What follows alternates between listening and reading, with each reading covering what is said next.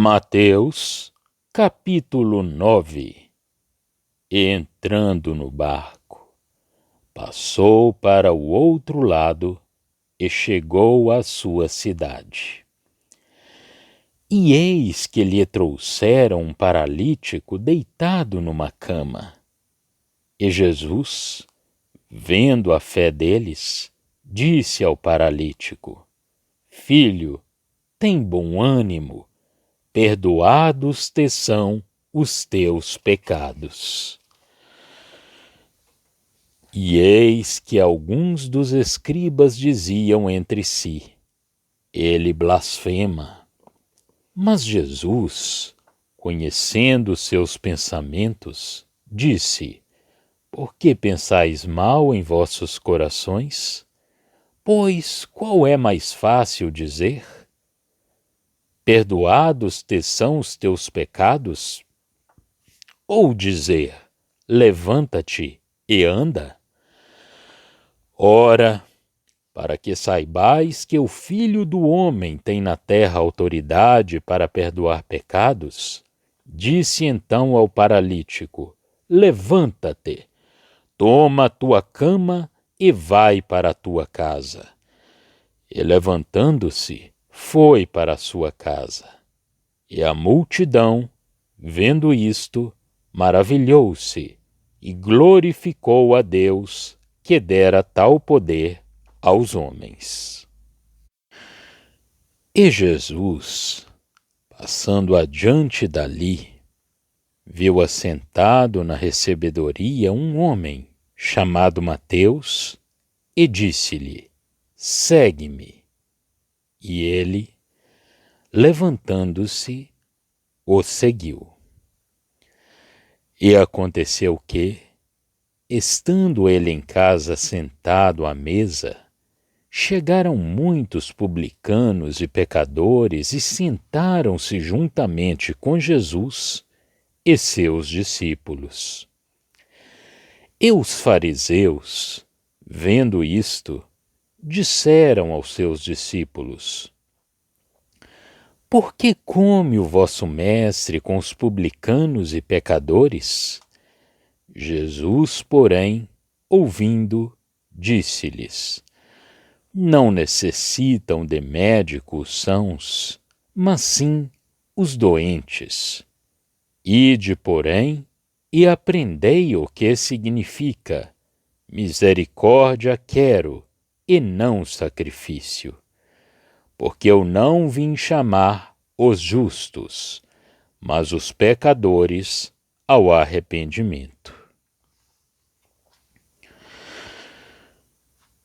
Então, chegaram ao pé dele os discípulos de João, dizendo: Por que jejuamos nós e os fariseus muitas vezes e os teus discípulos não jejuam? E disse-lhes Jesus: Podem, porventura, andar tristes os filhos das bodas enquanto o esposo está com eles? Dias, porém, virão, em que lhes será tirado o esposo, e então jejuarão.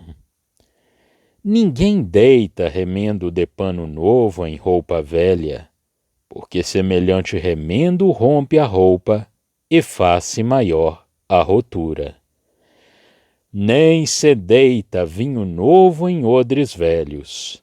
Aliás, rompem-se os odres e entorna-se o vinho, e os odres estragam-se. Mas deita-se vinho novo em odres novos, e assim ambos se conservam. Dizendo-lhes ele estas coisas, eis que chegou um chefe e o adorou, dizendo: Minha filha faleceu agora mesmo, mas vem, impõe-lhe a tua mão, e ela viverá. E Jesus, levantando-se, seguiu-o, ele e os seus discípulos. E eis que uma mulher, que havia já 12 anos padecia de um fluxo de sangue, chegando por detrás dele, tocou a orla de sua roupa. Porque dizia consigo: se eu tão somente tocar a sua roupa, ficarei sã. E Jesus, voltando-se e vendo-a, disse: tem ânimo, filha, a tua fé te salvou. E imediatamente a mulher ficou sã. E Jesus, chegando à casa daquele chefe, e vendo os instrumentistas e o povo em alvoroço, disse-lhes: retirai-vos, que a menina não está morta, mas dorme. E riam-se dele.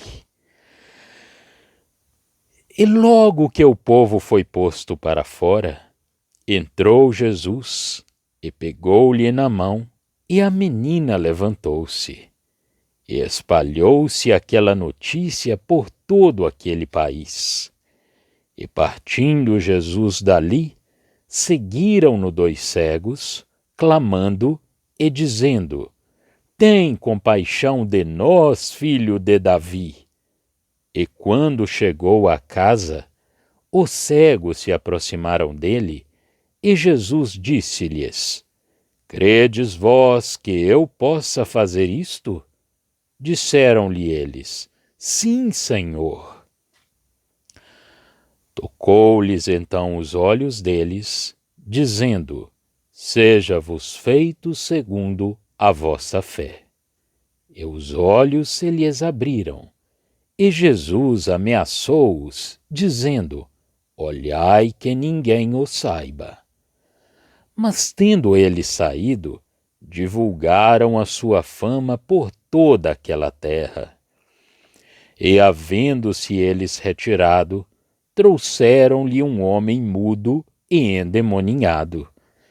E expulso o demônio, falou o mudo, e a multidão se maravilhou, dizendo: nunca tal se viu em Israel.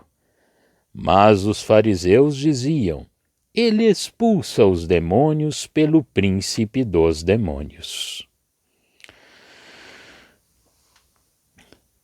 E percorria Jesus todas as cidades e aldeias, ensinando nas sinagogas deles, e pregando o evangelho do reino, e curando todas as enfermidades e moléstias entre o povo.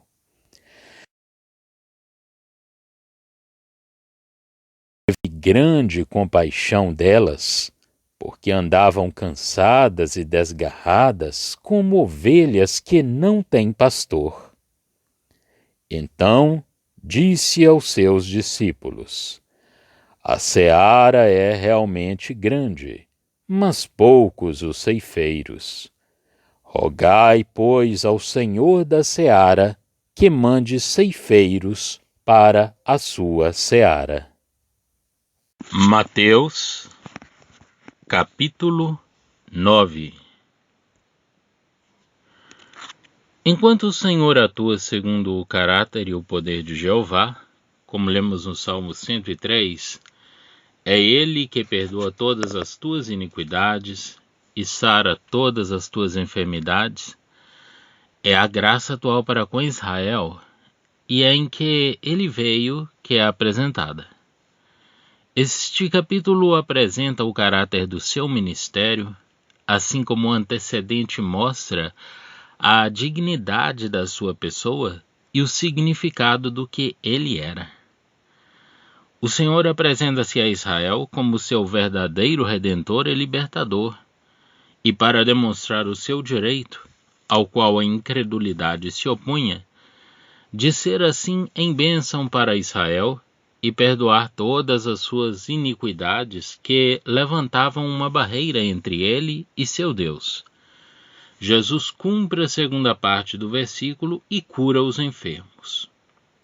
Belo e precioso testemunho de bondade para com Israel, e ao mesmo tempo demonstração da sua glória no meio do seu povo. No mesmo espírito com que havia perdoado e curado, chama o publicano e entra em sua casa, porque ele não tinha vindo chamar os justos, mas sim os pecadores. Resta-nos agora examinar uma outra porção do ensinamento deste Evangelho: o progresso da oposição dos incrédulos, principalmente dos doutores e dos religiosos, e também da rejeição da obra e pessoa do Senhor. A ideia, o quadro do que teve lugar, foi-nos já apresentado no caso do endemoniado gadareno. O poder de Deus apresentado para a completa libertação do seu povo, do mundo, se o recebessem. Poder que os demônios confessavam ser o mesmo que em breve os julgará e lançará fora, que se manifestava em bênção para todos os gadarenos, mas que eles rejeitam, porque não queriam um tal poder entre eles. Não quiseram a presença de Deus. Após isso começa o relato dos pormenores e do caráter dessa rejeição. Note-se que o capítulo 8, de 1 a 27, nos mostra a manifestação do poder do Senhor, poder que é verdadeiramente o de Jeová sobre a terra. Desde o verso 28 até ao fim deste capítulo, a aceitação desse poder pelo mundo e a influência que ali reinava são-nos apresentadas, quer em poder, quer moralmente, nos corações dos homens. Chegamos, pois, ao desenvolvimento histórico da rejeição dessa intervenção de Deus na terra. A multidão glorificava a Deus que havia dado tal poder ao homem. Jesus aceita esta posição. Ele era homem. A multidão via-o como homem e reconhecia o poder de Deus, mas não sabia combinar as duas ideias na pessoa de Jesus. A graça, que rejeita as pretensões do homem à justiça, é agora posta em evidência. Mateus é chamado porque Deus atenta para o coração, e a graça chama os vasos de eleição. O Senhor revela o pensamento de Deus, a lei a respeito e a sua própria missão. Veio para chamar os pecadores. Teria, portanto, misericórdia. Era Deus agindo em graça e não o homem com a sua suposta justiça, contando com os seus méritos. O Senhor assinala duas razões que tornam impossível reconciliar a sua carreira com as exigências dos fariseus. Como poderiam os seus discípulos jejuar quando o noivo estava presente? Logo que o Messias tivesse partido, eles teriam ocasião de o fazer. Aliás, é impossível introduzir os novos princípios e a nova ordem da sua missão nas antigas fórmulas farisaicas. Vemos assim a graça para com os pecadores, mas sendo a graça rejeitada, vem agora uma prova mais elevada de que o Messias, Jeová, está ali em graça. Sendo solicitado para erguer uma menina do seu leito de morte, Jesus aceita a petição. Quando se desloca, uma pobre mulher que tinha já empregado todos os meios de cura ao seu alcance sem qualquer resultado positivo, é instantaneamente curada, tocando com fé a orla do seu vestido.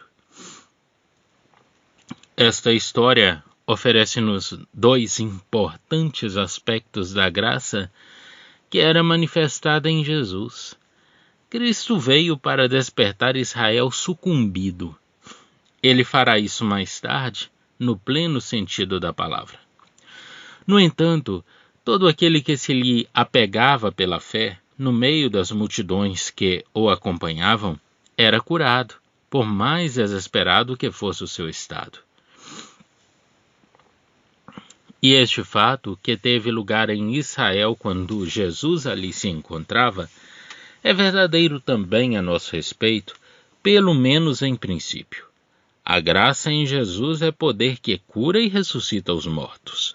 Deste modo, ele abriu os olhos daqueles que, em Israel, o aceitaram como sendo filho de Davi e creram no seu poder para lhes valer nas suas necessidades. Ele expulsava também os demônios e restituía a fala aos mudos. Ora, Jesus, tendo operado esses atos de poder em Israel de forma que o povo se maravilhava, os fariseus, a seita mais religiosa da nação, atribuem esse poder ao príncipe dos demônios. Eis o efeito da presença do Senhor sobre os chefes do povo, invejosos da sua glória assim manifestada, no meio daqueles sobre os quais eles exerciam a sua influência. Mas isso de modo nenhum impede Jesus de prosseguir a carreira da sua beneficência. Ele pode ainda dar testemunho entre o povo. Não obstante a oposição dos fariseus, a sua paciente bondade ainda tem oportunidade de se manifestar. Continua a pregar e a curar. Tem compaixão do povo, que era como ovelhas sem pastor e moralmente entregues a si próprias. Vê ainda que a seara é grande, mas que os ceifeiros são poucos. Quer dizer, vê ainda todas as portas abertas para falar ao povo e passa por cima da maldade dos fariseus. Enquanto Deus lhe dá acesso junto ao povo, o Senhor continua o seu trabalho de amor. Vejamos o resumo que encontramos neste capítulo, isto é, a graça manifestada em Israel. Em primeiro lugar, a graça sarando e perdoando, de harmonia com o Salmo 103. Em seguida, a graça vinda para chamar os pecadores e não os justos. O esposo estava ali, e a graça em poder não podia ser posta nos odres judaicos e farisaicos. Era algo de novo, até mesmo acerca de João Batista.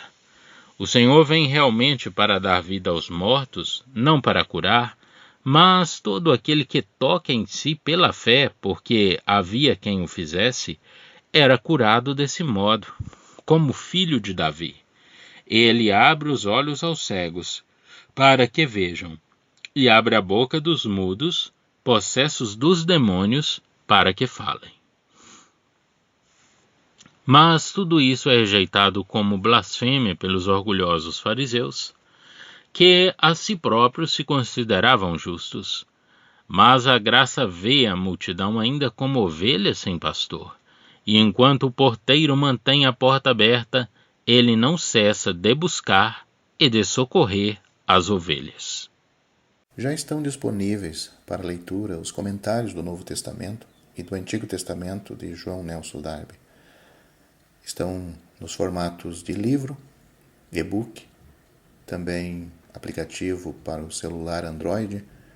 Visite o nosso site www.palavrasdoevangelho.com.